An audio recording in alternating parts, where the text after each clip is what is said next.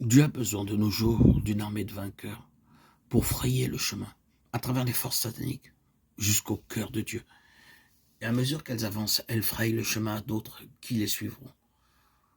Voulons-nous être de ces vainqueurs qui cherchent ainsi à frayer le chemin qui, expérimentalement, pour arriver à cette place avec Christ en Dieu, où ils sont déjà de fait? Le but du diable est de nous retenir dans la sphère terrestre, essayant d'occuper nos pensées des effets visibles, au lieu de nous occuper des causes invisibles. Il nous pousse à essayer, par nos propres forces, de mettre de l'ordre dans les choses de ce monde et dans l'Église endormie, aveuglée par lui, aveuglée par Satan, qui obscurcit le chemin, aveugle nos yeux. L'Église est aveuglée, au lieu de comprendre que dans la guerre spirituelle, le vrai moyen d'action, c'est l'union avec Christ, bien au-dessus de tout, pour maintenir là sa victoire jusqu'à ce que nous le voyions délivrer les âmes. Si nous savions faire cela pour les églises, si nous savions frayer le chemin par l'Esprit jusqu'au lieu céleste et nous maintenir dans cette place de victoire et voir le Seigneur libérer les âmes, quel changement, quel progrès nous verrions se réaliser rapidement. Le Seigneur ressuscité vous appelle à partager son trône. Il dit, voici une place près de moi. Je vous donne ce message de sa part.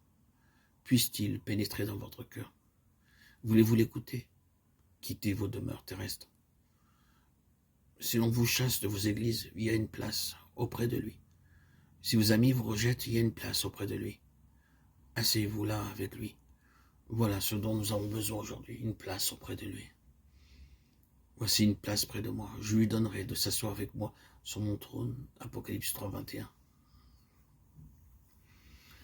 Ils combattront contre l'agneau, et l'agneau les vaincra. Et ceux qui sont avec lui vaincront. Apocalypse 17, 4.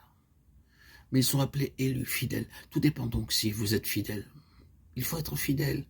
Ce n'est pas le succès qu'il nous demande, mais c'est d'être fidèle.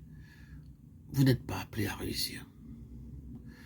Le livre de l'Apocalypse est un livre de guerre. Partout, nous y voyons la guerre.